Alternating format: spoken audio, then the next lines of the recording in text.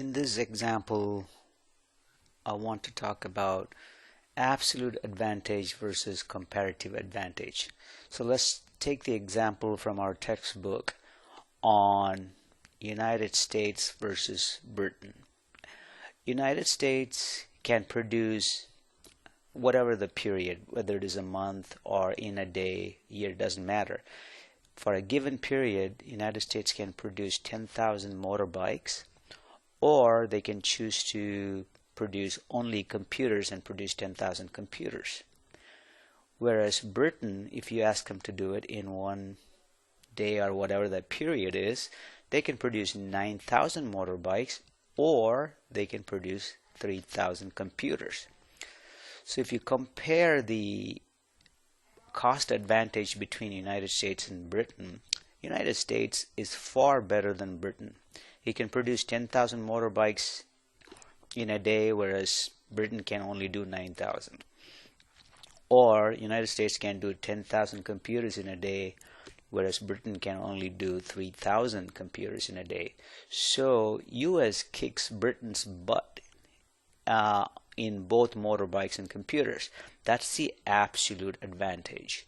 But do we have a comparative advantage over Britain in one particular product? That's what we should normally think about before we decide to produce both. If we want to have both motorbikes and computers, let's say we want to have 3,000 motorbikes, and when we have 3,000 motorbikes, we can also produce 7,000 computers. This is the production possibility curve. You give up something on motorbike to make computers, or you give up something on computers to make motorbikes. You have to trade off. So United States can make 3,000 motorbikes and 7,000 computers if they chose to. That would be the basket they can produce. Whereas Britain can produce 3,000 motorbikes if they chose to, and then they can trade off for the rest of the time they have in their hand to produce 2,000 computers. This may be the basket they can produce. But given the cost advantage we have in both motorcycles and computers, one would think we have absolute advantage, so we should produce both motorbikes and computers, but not necessarily. You have to look at the comparative cost advantage. That's what we're going to talk about in this particular example. So let's look at United States. United States can make either 10,000 motorcycles or 10,000 computers. So what's the opportunity cost of making a motorcycle? Well, when I decide to make 10,000 motorcycles, I have to give up making 10,000 computers, right? You can only have one or the other. So the opportunity cost here, use a different color perhaps, is you have to, for making 10,000 motorcycles, you have to give up 10,000 computers. So an opportunity cost of making a motorbike is 10 computers for every 10 motorcycle.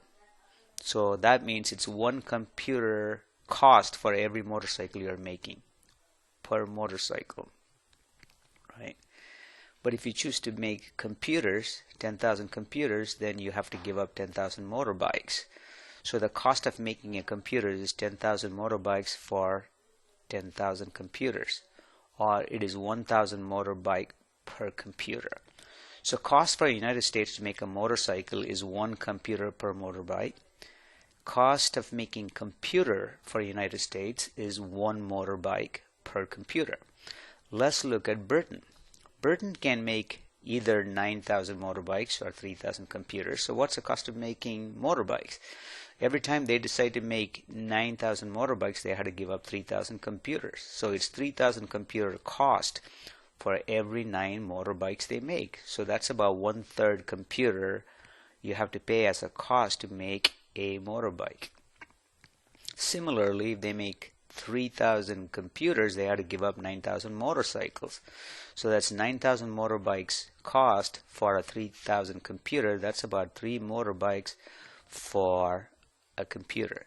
So now if you look at who has a cost advantage, just looking at the opportunity cost perspective, making motorbike, it cost US one computer, whereas Britain it only costs 1/3 computer. They are cheaper, so they have an advantage in this area, right?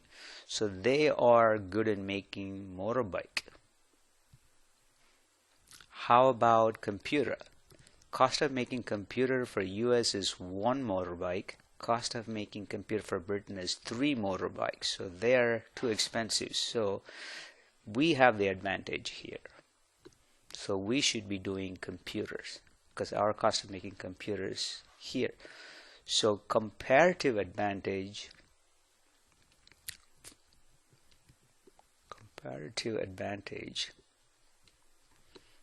is for US is computer.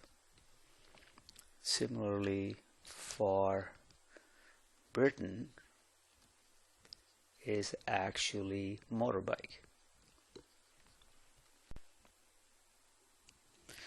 Now let's look at who should be producing what product.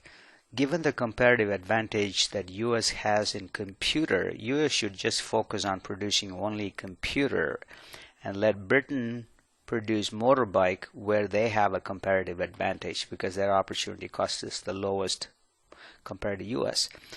So before trade, US may choose to do both, and they chose to do 3 motorbikes and 7 computers and be at point A right here.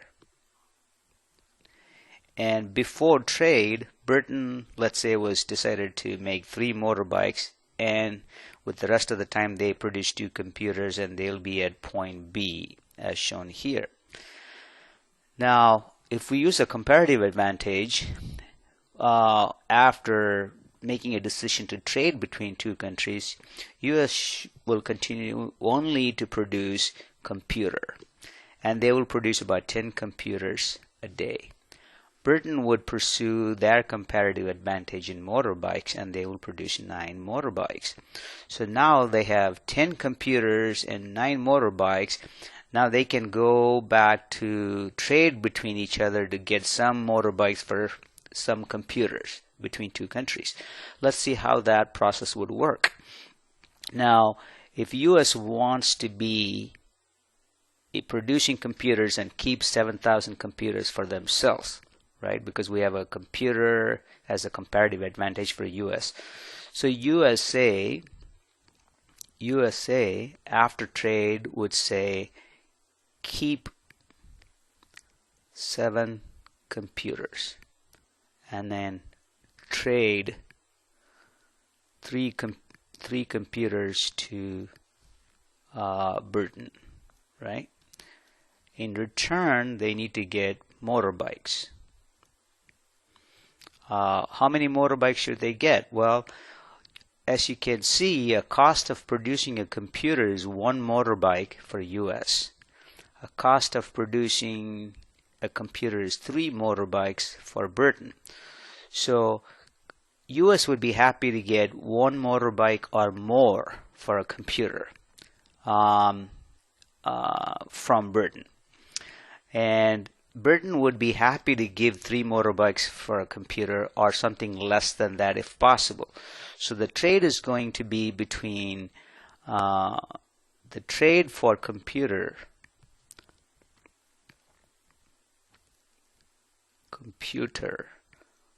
is going to be somewhere between 1 motorbike and 3 motorbike. Right. US would be happy to get more than 1. Britain would be happy to give something less than 3. So somewhere between 1 and 3 would be 2 motorbikes per computer would be the optimum trading between the 2 countries, but whoever is strong in negotiation, they can negotiate to get 2.8 motorbikes if possible. US would try to get that, and Britain would try to negotiate to get close to 1 motorbikes and no more than that. But a fair point would be 2 motorbikes. So given that, let's say US is now keeping 7 computers and he has 3 computer extra they want to trade with Britain. So for every 3 computers they would ask a fair amount of 2 motorbikes per computer. So they would say, give me 6 motorbikes, right? So they would end up with the 3 computers, they would end up with 6 motorbikes and 7 computers. So US will end up with the 7 computer in their portfolio and 6 motorbikes. So they would end up with 7 computers and now 6 motorbikes, as opposed to they used to have only 3, now they got 6. So after trade they are actually better off. Now let's look at what Britain will do. Britain is pursuing its comparative advantage of making motorbikes. So they have 9 motorbikes in their hand, right? They have about 9 motorbikes, but they want to keep their motorbike of 3,000 for themselves. So they keep 3 motorbikes and they trade 6 extra motorbikes they have. They use that for trading. They trade that. And they want in return computers. How many computers would they want? Well, that's 2 motorbikes per computer. So for 6 motorbikes, they would want every 2 motorbikes gets them 1 computer. So 6 motorbikes will get them 3 computers, right, from US. So they end up with the portfolio of having 3 motorbikes for themselves, and now they got 3 computers by trading the surplus 6 motorbikes they had. So now their portfolio looks like 3 motorbikes and 3 computers, as opposed to they used to have 3 motorbikes and 2 computers. So both nations are better off by trading and pursuing their comparative advantage, not the absolute advantage.